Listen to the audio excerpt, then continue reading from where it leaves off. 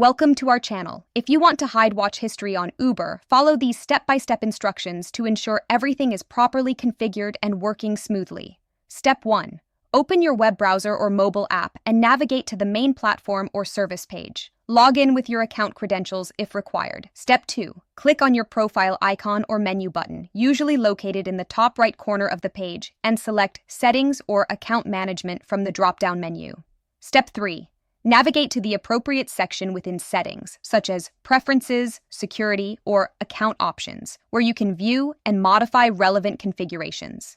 Step 4. Look for the specific option or feature you want to adjust. Click on it to access the detailed settings page. Step 5. Make the necessary changes by toggling switches, selecting options from drop-down menus, or entering required information in the provided fields. Step 6. Review all changes carefully to ensure they match your preferences. Click Save, Apply, or Confirm to implement the changes. Step 7. Check your email or notification center for a confirmation message verifying that your changes have been successfully applied. Keep this for your records. Step 8. Log back into your account to verify that all changes are active and functioning as expected. Test the feature to ensure it works properly. Don't forget to like this video and subscribe to our channel.